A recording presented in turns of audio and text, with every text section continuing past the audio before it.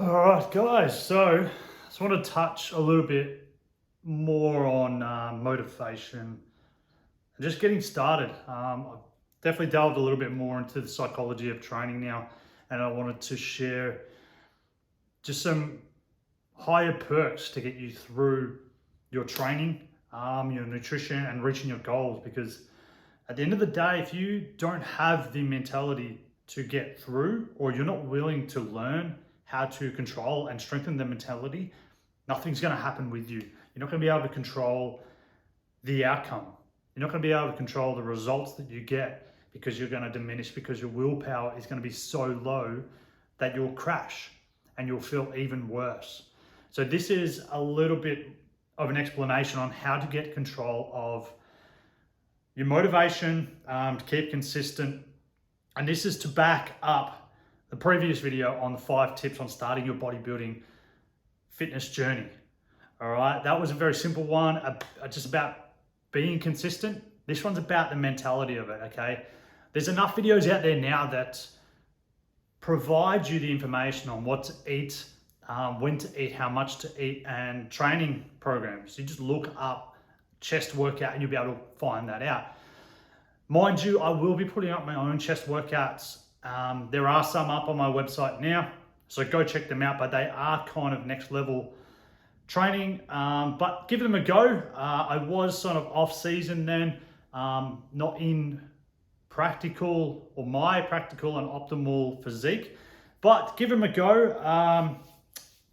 They are a bit of fun and they give you a little bit more variety, I suppose, when it comes to training. So you can mix and match those exercises, write them down, give them a shot. Definitely let me know what you think of them. But let's delve into the psychology, okay? So for one, if you believe the hype about genetics, you're already setting yourself up for limitations and failure. Because if I were to go into my training routine or my training days or into the gym with that mentality to rely solely on my genetics, I'm probably not going to train as hard as I probably would, because my genetics suck. All right, my insertions suck. My muscle bellies are okay, but the insertion, which is where the actual muscle fibers are joined from end to end, are at shorter lengths. So I've had to compensate that by training hard and just seeing what the muscles will do. And they do swell up. I mean, genetically, I can get a really good pump. Genetically, I have got thinner skin folds than others, so I can see a lot more vascularity than others, but they're not game changers. That's not what keeps me in the gym. That's not what keeps me showing up. What keeps me showing up is the limitations that I keep surpassing. And it took a while to get back into it, especially this year after what we've all been through. Just having lack of motivation, stopping and starting gym due to COVID. But now we're back on track. Now they're not going to close anything. It's time for us to pull our finger out and actually get some work done. So clean your act up. We need to start finding a routine that works for you. So go to the gym however many days a week you can average. Then within that average training cycle, training week, you need to split up the exercises that you want to be doing. So if you find that it's perfect to do full body those 3 days of the week, do it. But obviously don't go guns blazing on that first day and then leave the 2 other days of the week feeling diminished and lethargic, because you need to spread it out evenly so that you're continually going and not burning out your willpower and your immune system's not getting beat up. Because that's another thing that we'll touch on away from psychology, is actually what's happening with the system when you go too hard. So there's 2 control methods there when we need to step in the gym and when we step out of the gym. One of the biggest ones is when you step in the gym, you need to go, put on your training hat. It's a different type of intensity than work.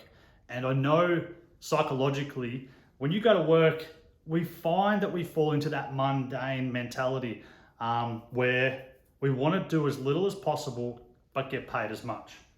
So coming out of that and going to the gym with that mentality that we're around 90% of our life is very hard to switch on and off.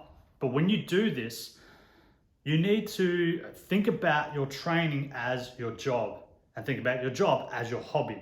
That's my life. I go to construction and demolition as a hobby, as a means of escape from and break from training, because I can't train 8 to 14 hours a day. Otherwise, I'll break down. You know, the muscles just will not recover with the efficient amount of food that I am eating. So you've got to be realistic with that. So that's a good way to transition your mentality into training. Think of training as your job, because at the end of the day, if you can train hard and consistently and get fitter and stronger and healthier, you're going to be much happier and your job will become so much easier. And you won't be looking, you'll see the transition mentally, that your job now, you won't be looking for the easy way out. You won't be finding how little you can do for how maximum results. You will start looking at how simple the job is and how quick you can do it, and how much more people rely on you to get that job done. I mean, that sucks at the end of the day, but that becomes a better habit than always trying to find the minimum amount of work that you need to do. And that's what I see a lot of in the gym these days. How little you can get away with, but still maximize your results. And it's just a stupid mentality. For longevity, it is the worst mentality to possibly have. I mean, by science, when you're focusing on technique and you're beginning your transition into bodybuilding, yes, it's important, but eventually you're gonna have to take off the training wheels, stop being a little bitch, and actually train hard, all right? After a year of the same movements and being consistent, you don't need to worry about technique. You know technique. And most of us that have been lifting for this long now, technique's down pat. You've got your own technique. You know what's safe and what's not safe. You know a weight that you can control. So this is where your mentality needs to strengthen. Find a mentality that will piggyback off your physical capabilities. That's my little rant done. But hope you guys enjoyed this quick little video about getting motivated. I need you guys to stay switched on, all right? Stay positive. Start perceiving things outside of your life in a positive way, all right? And then you'll start noticing that you have a more positive lifestyle. Look, the world does suck. The world is negative, and we are interested by negative things because the news itself puts spins on things. All right, it has to make it interesting or sound worse than it is for us to watch it. And the rat race that we are in out there sucks because everybody's trying to trace and climb this invisible ladder of success, and it doesn't exist. So separate yourself from that and use the gym to become who you want to become. And seriously, that is going to be the ladder of success. When you start feeling healthy, people start questioning you, how you're looking.